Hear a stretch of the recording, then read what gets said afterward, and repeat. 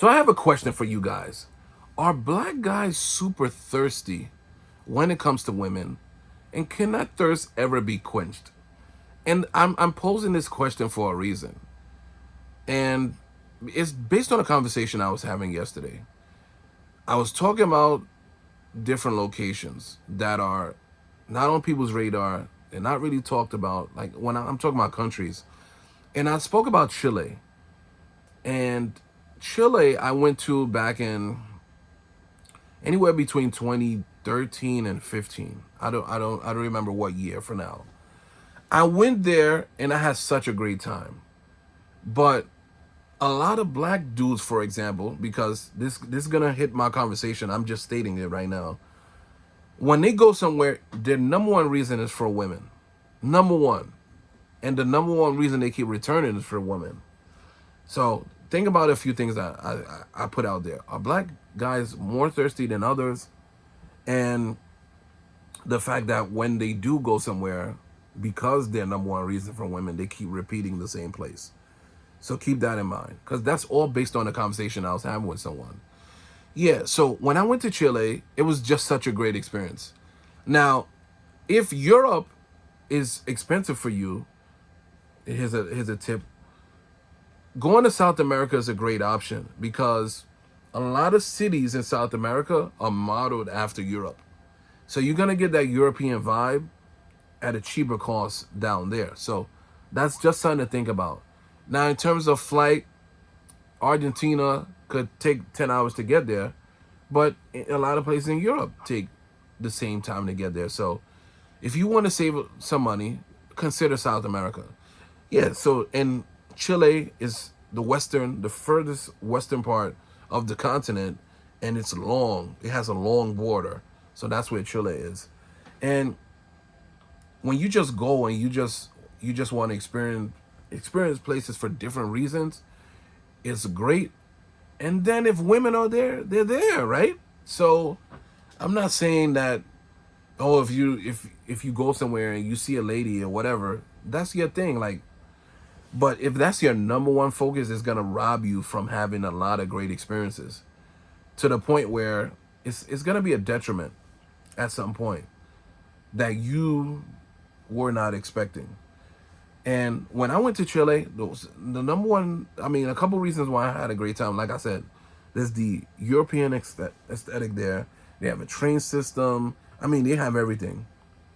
And part of the reason I had a great time was I went, I didn't know, I kept my eyes open. As I was walking to my hotel, because the bus drops you off, and you could take transportation, but I was trying to kill time because I think I had like a mile and a half walk. I was trying to kill time because when you get to your hotel too early, you can't even check in. And I that was my first time ever renting an apartment when I went somewhere. It was $30 a day in a high-rise building.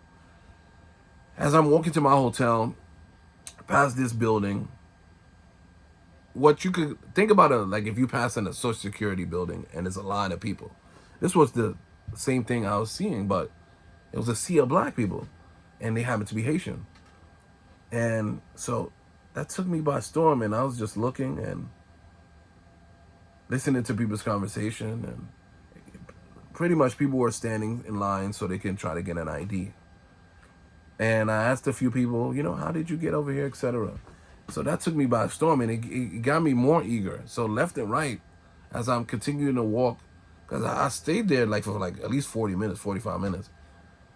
So I was like, oh, shoot, I got to put my bags down. I got to learn more because I didn't know, like, I was going to see my people over there. And I was like, man, I gotta go. So as I'm even walking, I'm just seeing Haitian people everywhere, the whole trip. And I was like, damn, that's crazy. I didn't even know. So that's my point. Chile's not on people's radar. I wouldn't even have that type of experience if the number one thing were females, because that's not on the female list of countries when you're thinking about going to. And so in my conversation, my guy was like, oh, wow. Yeah, I'll be trying to tell my friends to go to different places, but my friends, they want to go to places where it's all about women. And Colombia is always on the list. So he said they've gone to Colombia, multiple parts, and his friends always want to keep going back there. And I was like, man, it's why is the thirst level like that? We got in that conversation. Why is the thirst level like, that's the situation. And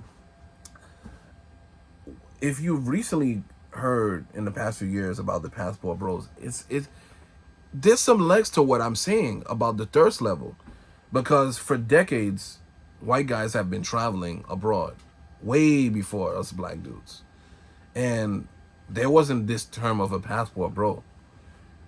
All of a sudden, in the past few years, that dudes have been traveling more, especially for women. There's this term. Now, if you're not familiar with what a passport bro is, essentially a passport bro, think about it, is a dude who initially never traveled before.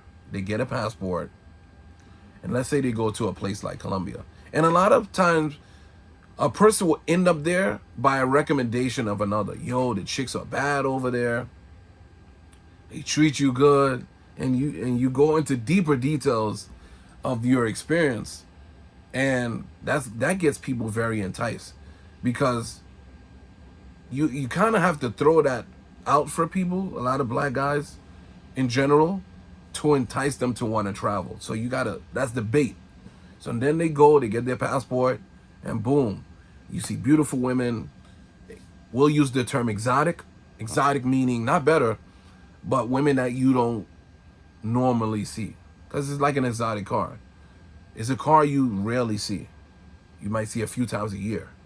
So that's why it becomes exotic. It's not something you see day to day. So you see women that you don't see, etc. The energy towards you is different. In some instances, if guys are staying somewhere for a week and you link up with a lady, she might cook and clean for you. You might have a good time.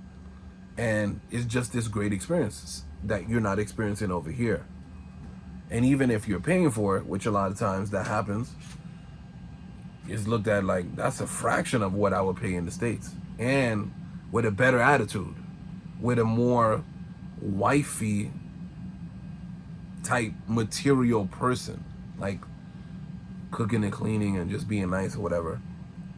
So yeah, that's how the passport bro thing starts. So you go there, you have a great experience, and then you keep coming back. You might come back a few times a year, and every time you come back, you're sharing that information with your coworkers, with your friends. Yo, let's go. Had a great time. Here's some photos. Here's some videos of my great time. That's how these things start. But I want to know, why are black guys always the most thirsty?